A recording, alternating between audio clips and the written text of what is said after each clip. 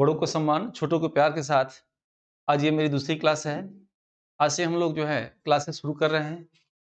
Class शुरू करने से पहले पेपर की एनालिसिस करने के बाद आपको हम पहले सिलेबस के विषय में चर्चा करेंगे कि आपको इस आदित्य क्लासेस एग्जाम गुरु के प्लेटफॉर्म से क्या-क्या पढ़ाया जाएगा। सभी चैप्टर वाइज़ जो है यूनिट वाइज़ आपको पढ़ाया जाएगा। कोशिश किया जाए कि आपको वीडियो देखते ही याद हो जाए, कम से कम कंटेंट को रटना पड़े। तो देखिए हम लोग की क्लासेस सबसे पहले सिलेबस वाइज़ आप लोग देख ही रहे होंगे। ये समसामयिक मुद्दे जिसमें हम लोग को राष्ट्रीय, अंतर्राष्ट्रीय प्रमुख घटनाएँ, मुद्दे पढ़ना है, प्रमुख व्यक्तित्व पढ़ना है, खेल समाचार पढ़ना है और विज्ञान के क्षेत्र में नवनीतम शोध पढ़ना है। ये आपको मैक्सिमम कई इम्पोर्टेंट जो है प्रमाणित जो हो से सोर्स को आपको इस वीडियो क्लासेस में कराए जाएँगे, जो मेरे 10 वर्षों के अनुभव के अनुसार ही एग्ज़ाम में जैसे आते हैं, पढ़ाते रहेंगे, ठीक है? उसको आपको देखना है। दूसरा सेक्शन हम लोग पढ़ेंगे शिक्षण एवं शोध विधि, ठीक है? इसके अंतर्गत शिक्षण, प्रकृति, उद्देश्य, आवश्यकता, विधियाँ, मूल्यांकन तथा शिक्षण को प्रभावित करने वाले कारक, शोध तात्पर्य एवं प्रणाली, आंकड़ा, स्रोत, संकल्प और विश्लेषण, भारतीय उच्च शिक्षा के गुणात्मक विकास की यूजीसी की भूमिका, ये हम लोग पढ़ने वाले हैं। हाँ, एक बात और मैं कहना चाहूँगा कि लेक्चर मेरा ज़रूर हिंदी में हो रहा है। जो भी कंटेंट दिए जाएँगे वो बाइलिंगुअल होंगे, हिंदी और इंग्लिश दोनों होंगे, ताकि जो इंग्लिश मीडियम के बच्चे हैं, उनको दिक्कत नहीं होगा, ठीक है? और वैसे कोई प्रॉब्लम हो तो आप पूछ सकते हैं कमेंट बॉक्स में बताएँ, आपको बता दिया जाएगा, ठीक है? तीसरा यूनिट हम लोग पढ़ेंगे आईसीटी का। आईसीटी के अंतर्गत सूचना संचार प्रौद्योगिकी, तात्पर्य, लाभ और दुष्परिणाम, इंटरनेट, ईमेल का आधारित ज्ञान, सूचना और संचार संबंधित शब्द संक्षेपण आदि शब्दावलियों को हम लोग पढ़ने वाले हैं, ठीक है? चौथी यूनिट है मानव एवं पर्यावरण। जैसे आप जानते होंगे नेट के सिलेबस में ये है, जो लोग नेट पढ़े होंगे, नेट नेट आप सब लोग पास ही होंगे, तो नेट में ये डिटेल दिया है और आपको यहाँ भी कुछ अलग तरीके से दिखाया जाएगा और आपको उसको क्वेश्चन को हल कराते हुए पूरे चैप्टर को समझाया जाएगा। पाँचवा आपका है भारतीय इतिहास और भूगोल। इसमें हम लोग भारतीय संस्कृति की प्रमुख विशेषताएँ, भारतीय राष्ट्रीय आंदोलन 1857 से 1950 के विषय में पढ़ेंगे, ब्रह्मांड की उत्पत्ति और सौरमंडल और भारत का सामान्य भूगोल शुरू करेंगे। जैसे आप जानते होंगे शिक्षण विधि में सरल से कठिन की ओर कोई चैप्टर शुरू करते हैं, तो मेरे हिसाब से सबसे ईज़िली ये आपको मैं शुरू करता हूँ सामान्य से भारत के सामान्य भूगोल, उसके बाद सभी चैप्टर को क्रम वाइज़ हम शुरू करेंगे और सभी अलग-अलग फ़ोल्डर में होंगे। आप उसको देखिएगा, पीडीएफ की अलग फ़ोल्डर होगी, वीडियो क्लासेस के अलग फ़ोल्डर होंगे और इससे संबंधित जो चैप्टर हम पढ़ा रहे होंगे, उससे संबंधित कुछ प्रश्नावली होंगी, वो भी अलग आपके फ़ोल्डर में होंगे, उसको आप देखिएगा, ठीक है? और आखिरी सेक्शन हम लोग का रहेगा भारतीय संविधान, अर्थव्यवस्था, इसमें प्रस्तावना, मूल अधिकार, नीति निश्चित तत्व के सिद्धांत पढ़ेंगे। दूसरा भारतीय राजनीतिक व्यवस्था, विधायिका, कार्यपालिका एवं न्यायपालिका पढ़ेंगे। तीसरा है निर्वाचन आयोग एवं लोक सेवा आयोग। चौथा है जनसंख्या, गरीबी, बेरोज़गारी, योजना और विकास और आयकर, ठीक है? और पाँचवा है कृषि, उद्योग, व्यापार, धन, मुद्रा, बैंक और पूँजी बाजार, ठीक। ये हम लोग सेक्शन पढ़ने जा रहे हैं और सबका बाइलिंगुअल जैसे मैंने बताया इंग्लिश आपको दे दिया जाएगा। तो चलिए आज हम लोग शुरू करते हैं भारत का भूगोल, ठीक है? भारत का भूगोल क्लास शुरू करते हैं।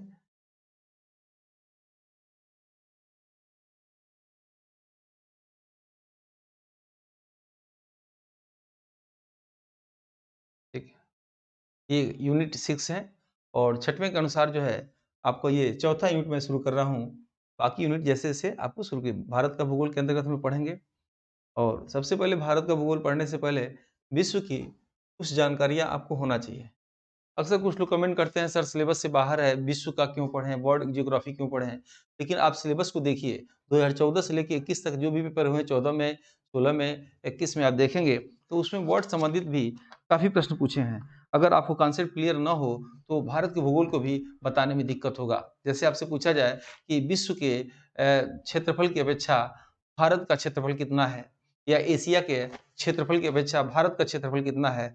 या विश्व में अगर सबसे छोटा देश वेटिकन सिटी है, तो एशिया के अंतर्गत सबसे छोटा देश कौन-सा है या भारत के करीब? तो इसलिए मुझे लग रहा है कि हल्का ज्ञान आपको जो है वर्ल्ड ज्योग्राफी से भी होना चाहिए, ठीक है? चलिए शुरू करते हैं और इसके बाद जो मेरा लेक्चर रहेगा उसमें मैं कैसे पढ़ाऊँगा आपको ज्योग्राफी, वो चैप्टर वाइज़ दे दूँगा। ये जनरल क्लासेस हैं, तो आपको ऐसे ही बता रहा हूँ इसको, ठीक है? तो देखते हैं इसको सबसे पहले इसके पहले क्लास में मैंने आपको बताया कि पेंथालासा और पेंजिया के विषय में। पेंथालासा बताए थे कि इस नेचर ने मात्र एक पेंथालासा नामक महासागर दिया और एक पेंजिया नामक जो है स्थल दिया। पृथ्वी के अंदर कुछ चट्टानें आपस में टकराई होंगी, कुछ ऐसी क्रिया हुई होंगी, जैसे आप जानते होंगे बिग बैंग थ्योरी या आप जानते होंगे कुछ क्रिया ऐसी हुई कि जिसके कारण जो है वो 7 टुकड़ों में बँट गया और 7 टुकड़ों में बँटने के बाद वो 7 महाद्वीप के नाम से जाना जाता है। और जो पेंथालासा महासागर था वो 5 टुकड़ों में बँट गया, जिसे जो है 5 महासागर के नाम से जानते हैं, ठीक है? तो चूँकि वर्ल्ड ज्योग्राफी है नहीं, क्योंकि भारत का भूगोल पढ़ने से पहले हम लोग इस चीज़ को देखेंगे। तो आइए पहले देख लेते हैं, हम लोग का जो महाद्वीप है ये एशिया महाद्वीप है, ठीक है?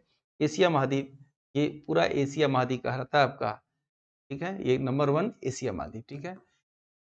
एशिया में भारत है। कुछ लोग कहते हैं सर मैं साइंस से हूँ और जीएस बिल्कुल कुछ नहीं आता। तो कुछ लोग जियोग्राफी सब्जेक्ट होगा, ये बड़ी दिक्कत होती है आप लोग के विषय में पढ़ाने में, कि जिनका सब्जेक्ट होगा उनको तो बोरिंग लग ही रहा होगा।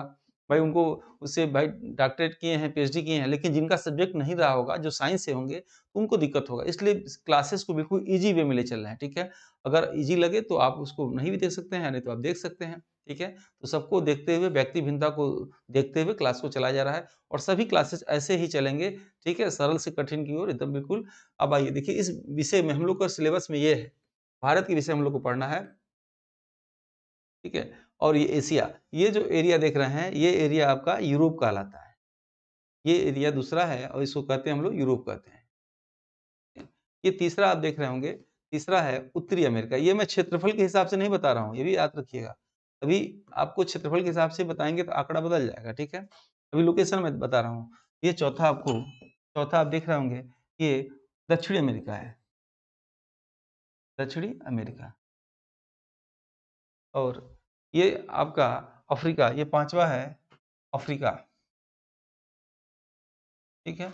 और छठवां ये है ऑस्ट्रेलिया, 8वां है ऑस्ट्रेलिया। यहाँ आप देखेंगे ये 5 और ये 1, 2, 3, 4, 5, 6 और 7वां नीचे है अंटार्कटिका, नीचे है अंटार्कटिका। क्लियर है आपको? अब देखिएगा।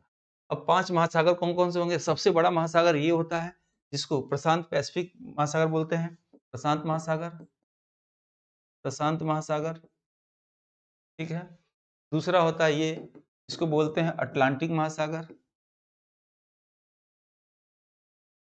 अटलांटिक महासागर, ठीक है? और तीसरा होता है ये हिंद महासागर, हिंद महासागर। कुछ पुस्तकों में जो है 3 ही महासागर के विषय में चर्चा है और ये तीसरा है हिंद महासागर, ठीक है? हिंद महासागर। चौथा जो है नीचे दे रखा है अंटार्कटिका महासागर, अंटार्कटिका महासागर और ऊपर है आर्कटिक महासागर, आर्कटिक महासागर, ठीक है? ये देखिएगा, इसमें से पूछेगा कि सबसे बड़ा महासागर, तो ये प्रशांत महासागर, सबसे गहरा महासागर, तो प्रशांत महासागर, याद रखिएगा। पूछेगा सबसे व्यस्तम महासागर, तो ये अटलांटिक महासागर सबसे व्यस्तम महासागर है और यस आकार का है और सबसे घुमावदार है या अंधा मोड़ है, ठीक है? कभी-कभी पूछता है कि भारत का कौन-सा महासागर है, तो भारत का इकलौता हिंद महासागर, ये भारत का इकलौता हिंद महासागर है, ठीक है? एक बार ज्योग्राफी के में क्वेश्चन आया था कि भारतीय देश से सबसे बड़ा जो है द्वीप कौन-सा है? तो भारतीय देश से कह सकते हैं, भारतीय भूमि से सबसे बड़ा जो है द्वीप ये मेडागास्कर जो अफ्रीका का है, ये प्रश्न आएगा, ठीक है? तो अगर भारत के भूगोल के अंतर्गत विश्व का भूगोल आप नहीं जानिएगा, तो भारत का भूगोल का कॉन्सेप्ट क्लियर नहीं होगा, ठीक है? इसी तरह आपको अन्य भी जो चैप्टर पढ़ाए जाएँगे, उसको भी वर्ड से ही शुरू किया जाएगा। मेरे पढ़ाने का उद्देश्य ये है कि कोई भी क्वेश्चन आपसे एग्ज़ाम में गलत ना हो, ठीक है? और समझ में आए। अगर बिल्कुल आप सोचेंगे कि हाई स्कूल, इंटर बच्चों की तरह टॉपिक वाइज़ वही पढ़े जो सर लोग लिखवाएँ एग्ज़ाम में मिल जाए, तो इस एग्ज़ाम में ये पॉसिबल नहीं है, ठीक है? आपको डिटेल जानना ही पड़ेगा। उसके बाद भारत के विषय में जानेंगे और भारत के ये हिंद महासागर, इसके विषय में जानेंगे, भारत की टैली करेंगे। अगर हम लोग देखा जाए पूरे विश्व में, तो यहाँ एक पेज बना के आपकी इसकी चर्चा करते हैं, तो यही चर्चा कर लेते हैं, ठीक है? ये अगर पृथ्वी की बात हम कर लें, तो पृथ्वी पर इस समय करंट जो न्यूज़ आ रही है, इस हिसाब से 70.80% ये जल है, ठीक है? और 20 दशमलव सॉरी 29.20% जल है, ठीक है? यानी ग्लोबल वार्मिंग की वजह से जल का प्रतिशत बढ़ रहा है। और ग्लोबल वार्मिंग कैसे होता है? पृथ्वी का तापमान कार्बन डाइऑक्साइड की वजह से बढ़ना ग्लोबल वार्मिंग कहलाता है। ग्लोबल वार्मिंग से क्या होता है? जो बर्फ के पहाड़ होते हैं, जिन्हें ग्लेशियर कहा जाता है, तो गर्मी की वजह से ग्लेशियर पिघलते हैं और पिघल के उनका पानी समुद्र में आता है और समुद्र का सतह ऊंचा होता है।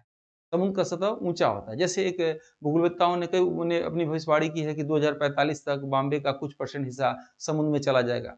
जैसे ऐसे एग्जाम्पल देख लीजिए, भारत का सबसे दक्षिणम बिंदु जो है इंदिरा पॉइंट, इंदिरा पॉइंट, प्लूमेरियल पॉइंट भी कहा जाता है, वो वर्तमान में समुद्र के नीचे है। कभी इंदिरा गांधी ने उसको सबसे दक्षिण बिंदु घोषित किया था, उस समय ऊपर था, लेकिन आज क्या है, वो समुद्र के नीचे है।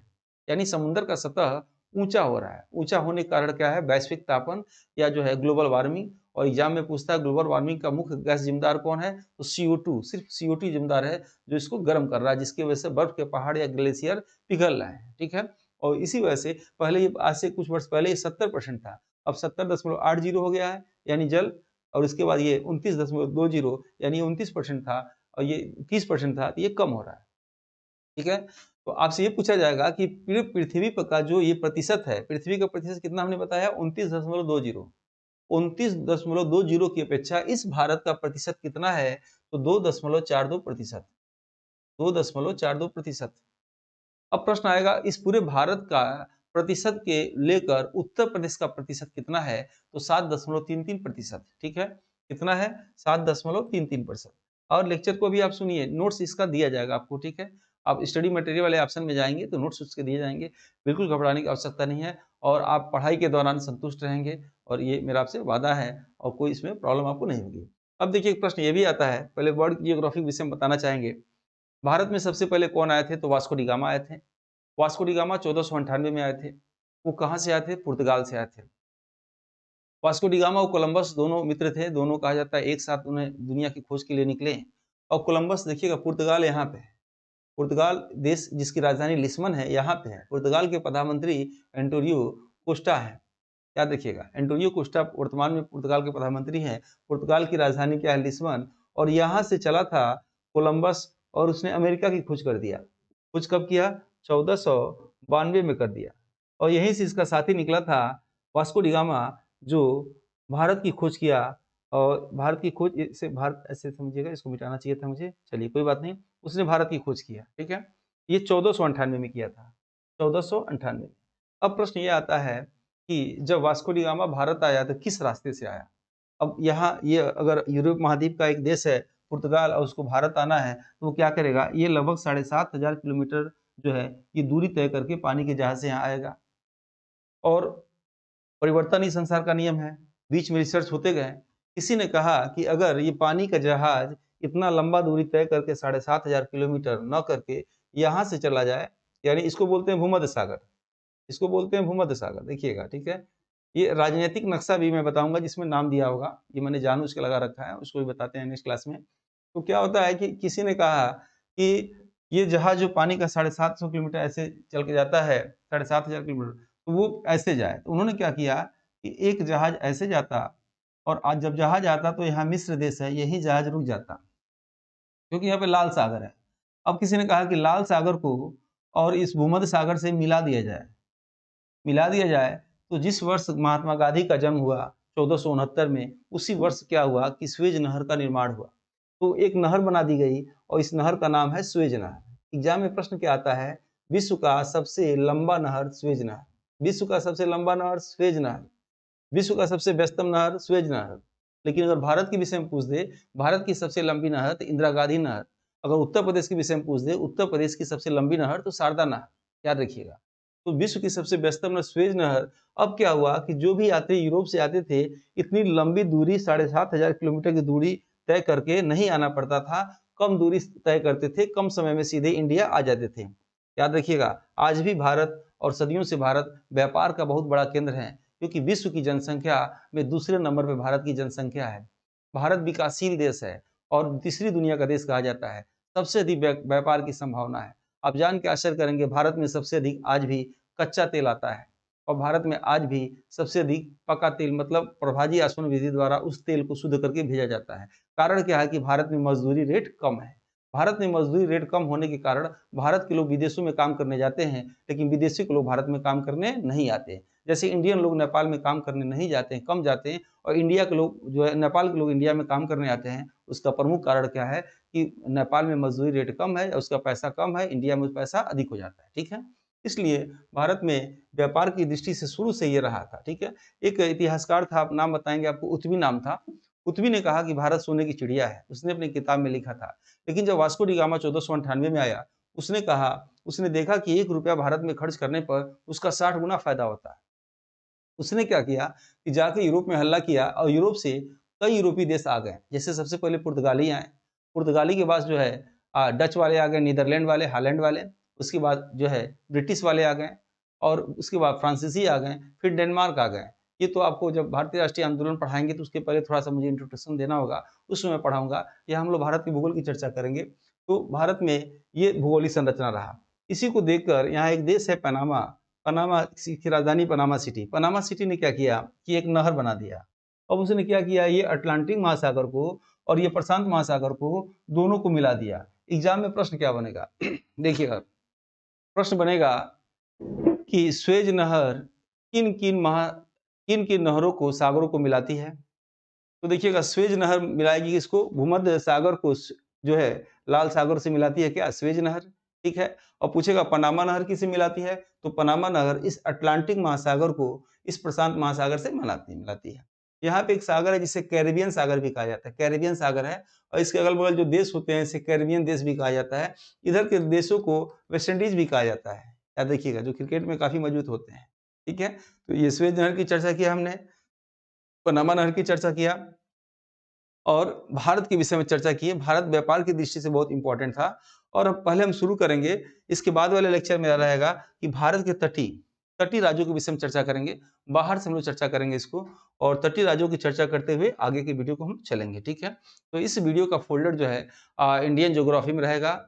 और आप लोग देखिएगा, कोई फीडबैक हो तो आपके चैट बॉक्स में 2 ऑप्शन होंगे।